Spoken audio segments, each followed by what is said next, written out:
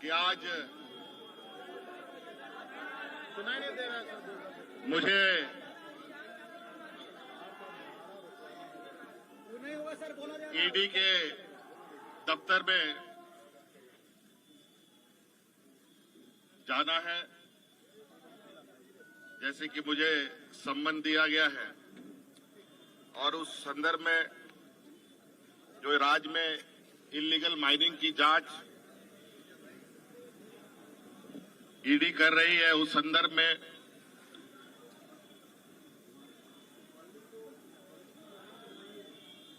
मुझे बुलाया गया है और इस संदर्भ में भी मैंने एक पत्र ईडी को भेजा है जो आपको भी उपलब्ध करा दिया जाएगा कि किस तरीके से 1000 करोड़ का घोटाला के बारे में जो जिक्र आया है साहिबगंज जिले से, बड़ा दुर्भाग्यपूर्ण है कि सालाना भी अगर हम देखें पूरे राज्य में स्टोन चिप से 1000 रुपए की आमदनी भी नहीं होती। इसका आधार कैसे बना, कैसे नहीं बना, ये समझ से परे है। और 1000 करोड़ रुपए का घोटाला करने के लिए कितने करोड़ों का खनन होगा, उनका ट्रांसपोर्टेशन कैसे होगा, और जो विगत 2 साल को अगर हम देखें, जब से एजेंसी जांच कर रही है, जो आरोप लगे हैं वो कहीं से संभव प्रतीत नहीं होता। मुझे लगता है कहीं ना कहीं एजेंसियों को पूरी विस्तृत जांच पड़ताल करने के उपरांत ही किसी ठोस निर्णय पे या एक ठोस आरोप लगाना चाहिए। आज मैं राज्य का मुख्यमंत्री हूं, एक संवैधानिक पद पर हूं, और जिस तरीके से सम्मन की कार्रवाई चल रही है, लगता है कि हम लोग देश छोड़ के भागने वाले लोग। और मेरे राजनीतिक इतिहास में मुझे नहीं लगता है व्यापारियों को छोड़कर कोई राजनीतिक दल देश छोड़ के भागा हो या राजनीतिक दल के नेता देश छोड़ के भागे हो। और आज कहीं ना कहीं ऐसे कार्रवाई से राज्य में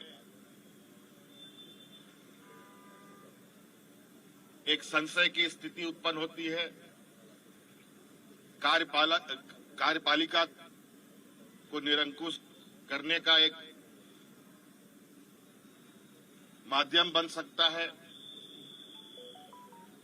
सरकार को अस्थिर करने का भी एक षड्यंत्र कहा जा सकता है। कहा जाए कि जो हमारे विपक्ष हैं, जो सरकार बनने के बाद से ही सरकार गिराने के षड्यंत्र लगे हुए थे, और यह षड्यंत्र की पनडुब्बी जो पानी में डूब डूब करके काम कर रहा था, ऊपर आने की ताकत नहीं रख रहा था, आज उस पनडुब्बी को धीरे धीरे बाहर लाने का प्रयास किया जा रहा है। आपने देखा चुनाव आयोग महीनों पहले राज्यपाल महोदय को अपना मंतव्य दे चुका है, लेकिन राज्यपाल महोदय अभी तक उस लिफाफा को उन्होंने नहीं खोला। मुझे लगता है कि वो भी किसी समय का इंतजार कर रहे थे।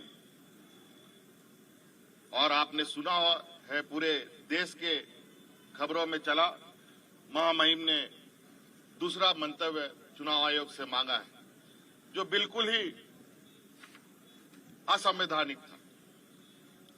और जब हमने इसकी जानकारी चुनाव आयोग से लिया तो पता चला कि महामहिम ने कोई दूसरा मंतव्य नहीं मांगा, लेकिन खबरों में चलाते जरूर है, उनका बयान जरूर आता है और राज्य में फटाके बम फोड़ने की बात करते हैं और उनका बयान आता है, ईडी का संबंध चालू हो जाता है और उसके बाद धड़ाधड़ सत्ता पक्ष के विधायकों पर छापामारी होती है, कभी इनकम टैक्स का, कभी ईडी का। बड़ा दुर्भाग्य है। और जो मुझे अभी जो खबर आ रही है, और भी विधायकों के ऊपर, सत्ताधारी विधायकों के ऊपर ये छापा मारने की तैयारी कर रहे हैं। ये कहीं ना कहीं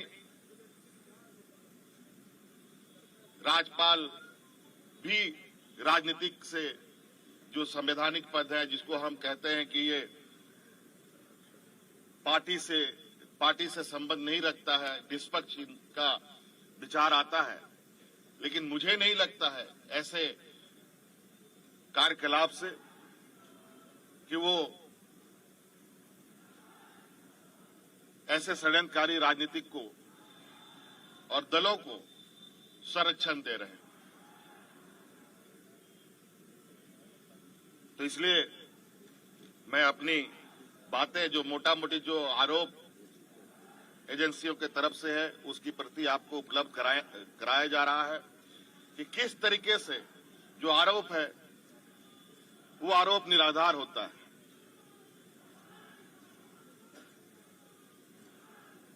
जब हमारा सरकार के कार्यकाल में रेवेन्यू की इतनी जबरदस्त बढ़ोतरी होती है, बड़े पैमाने पर कार्रवाई होता है,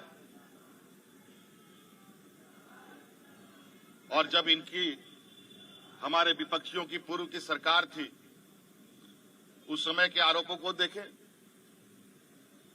रेवेन्यू में भी नुकसान, कार्रवाई में भी धीमी गति। जब राज्य के संसाधन को हम बढ़ा रहे हैं, राज्य के समग्र विकास की एक लंबी लकीर खींची जा रही है, आज ऐसे में कहीं न कहीं सरकार की जो छवि है और सरकार के ऊपर जो विश्वास राज्य के जनमानस पर बढ़ा है, विपक्षियों को बिल्कुल अब ये स्पष्ट हो चुका है कि वो अब राजनीतिक हाशिए पर जा चुके हैं। तो आज मुझे लगता है इस देश का लोकतंत्र का सम्मान होना चाहिए और लोकतंत्र के अंदर जो कार्य करने वाले लोग हैं उसको भी निष्पक्ष तरीके से अपना काम करना चाहिए। और मैं बिल्कुल आश्वस्त और विश्वास के साथ कह सकता हूं, और आज मैं जा रहा हूं,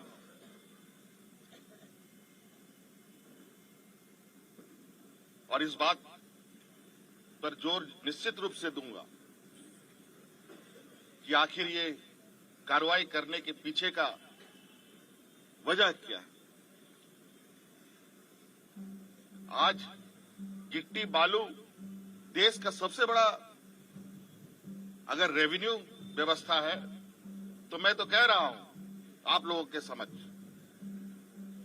कि गिट्टी बालू जो पत्थर चिप्स है, बालू है, इसको मेजर मिनरल में भारत सरकार शामिल कर ले, और जो कोयला लोहा है वो राज्य सरकार के माइनर मिनरल में शामिल कर दे। मैं आश्चर्यचकित हूं कि इतने बड़े आरोप इतने हल्के में कैसे मुख्यमंत्री के ऊपर लगाया जा सकता है। धन्यवाद। जोहार।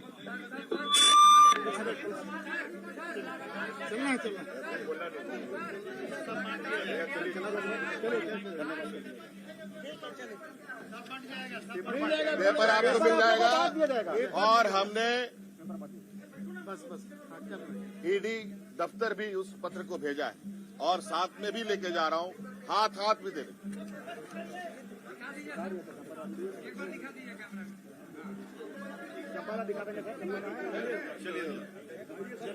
चलिए बांट दिए। हाथ मिला के। अरे आप इधर से ही